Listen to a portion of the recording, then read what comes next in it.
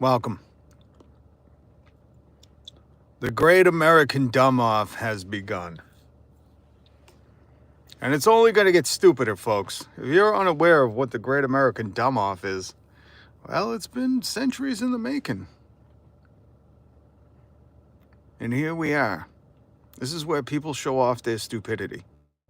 And I mean blatantly, like flaunt their stupidity like a peacock. If this was a podcast, it would be like the Joe Rogan podcast for morons. So it'd be the Joe Rogan podcast. Joe Rogan, the everyman's everyman, who only hangs out and interviews billionaires to push their narrative. But yeah, he's just like us. How many of you got $100 million contract with Spotify? Holy schmuckish. So listen, there was a plane crash last night, I don't know when, over Ronald Reagan Airport. How appropriate that Captain Deregulation himself got that airport name. And that crash, ages ago, the news venues and outlets, the lamestream media would say, stay tuned till 11 for further details, because they were working stuff out. But now we live in the day and age, again, of the descent, aka the Great American Dumb-Off, where people just need to show off their stupidity. And we got a president, a guy in the White House, who is like a shock jock. I might be too old for some of you. A shock jock is Howard Stern. He kind of helped usher in that phrase in the late 90s. And that means he said things to shock people. But now, instead of entertainment and radio having shock jocks, because radio is just like every radio station in every city just has Ryan Seacrest on. Oh my God, my head hurts when I say that. But now, instead of entertainment being for shock value, we have politicians for shock value. Hey, what's up, Jima? Shocking. Karen. Jeshmuk. Hi. Hopefully I pronounced that right. Oh, hola, señor. ¿Cómo estás? Bien. ¿Y tú? Si se puede. Taquito.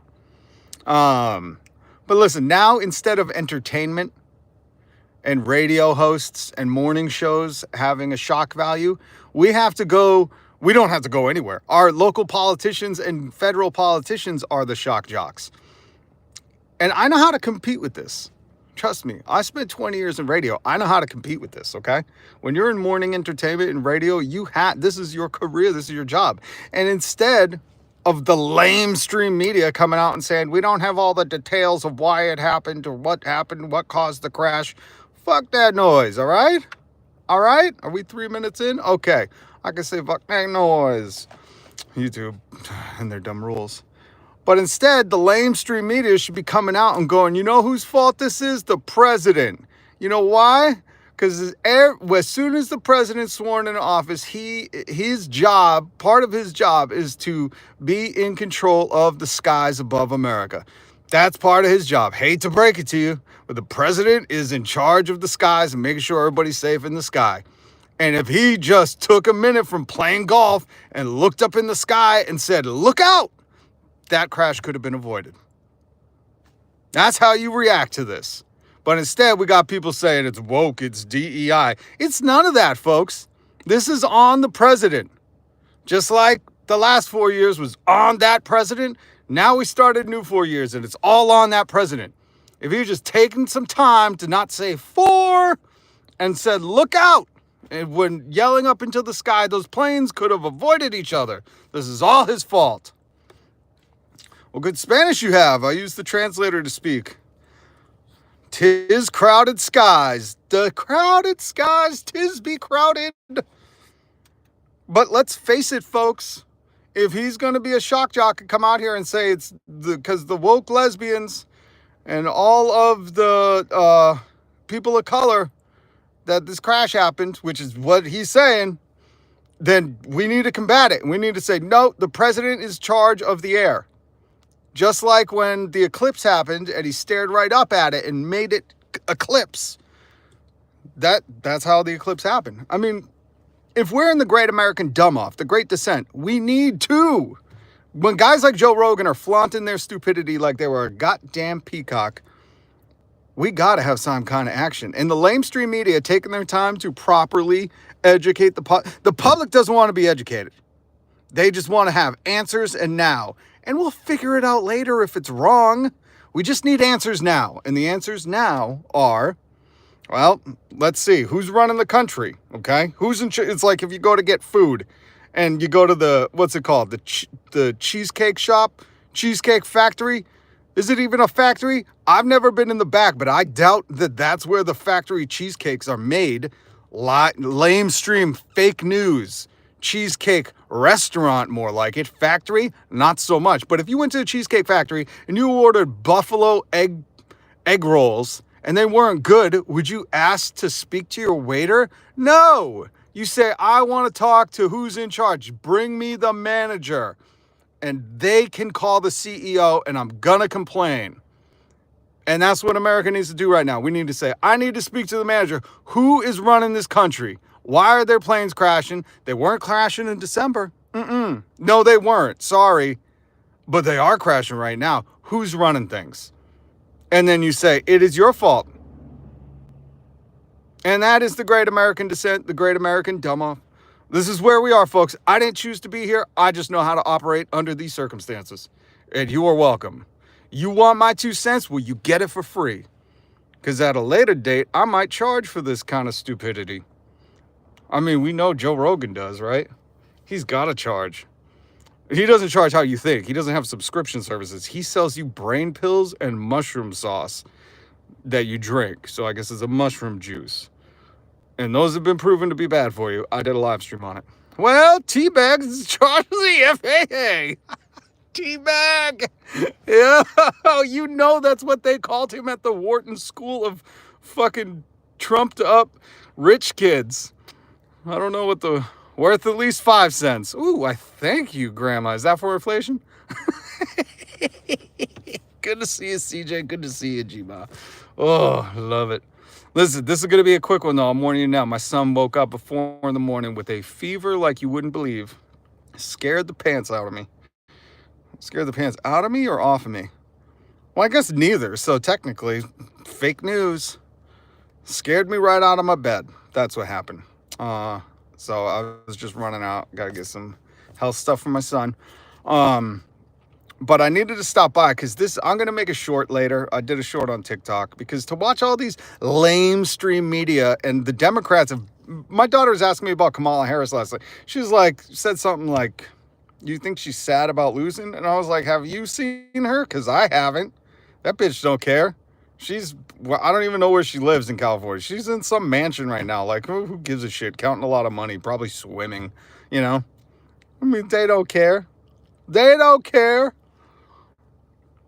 But if she did care, remember when Kamala Harris was threatening everybody, saying this is the end of democracy? Well, bitch, where you at? If this is the end of democracy, did you just go out without even a whimper? Did you just go out silently into the great night, my dear? My God, if this is the end of democracy, she really don't give a huh? And that's why the two-party system is a joke. That we have Republicans, which are basically alt-right people now, and we have Democrats, which are the new Republicans, or Diet Republican, or Republican Light.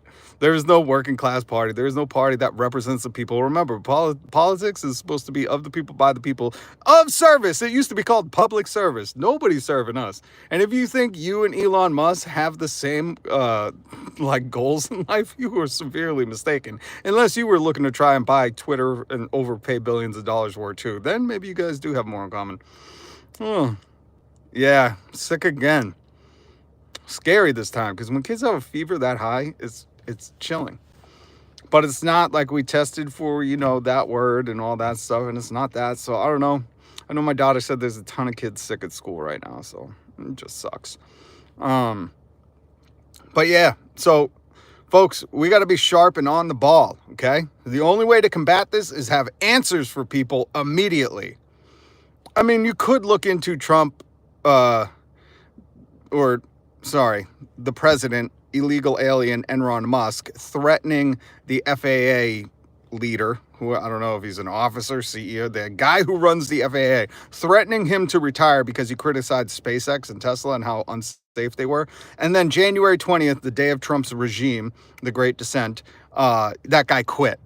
And that guy running things. I mean, there's more intricacies that you could look into about how the FAA is just being underfunded and understaffed. But again, this is like a coup to put this in the hands of private companies who can also underfund and understaffed. Nothing's really working for us, folks. And we could go into that, but the American public at large is large and usually stupid. And what do they want? They want answers now. What does Trump do? Well, he's the new Howard Stern. He is a shock jock, and he's in the most powerful seat in the world. Is it still really? I guess because we got all the weapons. And he just gives them answers. He's like, this is woke DEI. And people are like, I knew it. That's literally what is happening. So we need the lamestream media. We need to be out here going, no, the president's in charge. If he had just done something, this could have been avoided. Well, you could get into the intricacies later. That's what I'm starting to do, just so y'all know. I'm going to be as big as Joe Rogan and just go, well, I don't really know, but I'll tell you what. The president fired everyone at the FAA, and he's trying to give it to all his rich friends that were at. I heard Meta's going into the airline industry to get all that money. And you know what? Conspiracy or not, look at what happened. How Joe Rogan plays like, oh, I'm just pretending to do this. And then really there's malicious content behind it. But 40% of America did not vote. The same amount that voted for Teabag. Yeah. Oh, what does that tell you? 40% of America didn't vote. I'll tell you what it tells you. They understand that nobody's representing them. So how do we combat it? Well, I think we got to be our own shock jocks. All right. Hey, what's up, Curtis? Curtis, you're dropping in again at the very end. I'm sorry this is a short one, guys, but my son is sick. I got to get back to him. I was running out, and I wanted to tell you guys that in the Great American Dumb-Off, where people just get to flaunt their stupidity and other people like clap and cheer and buy brain supplements from them, that's really befuddling to me. That like Joe Rogan's thing is like, I'm just a dumb guy. And then he's selling you brain pill. Like if somebody was like, I'm stupid, let me sell you some smart brain pills. Would you be like, oh yeah, I want to buy the smart brain pills from the dumb guy? Like just think of that for 1 second. The dumb guy sells you smart pills. That's America, folks. Right there. Oh, so Curtis, that was kind of the gist of what today's live stream was. I'm going to try to go live again much later tonight if my son can get some rest and everything's cool, but I'm not planning on it, so I wanted to stop in and just tell you, be strong. My heart goes out to those families that,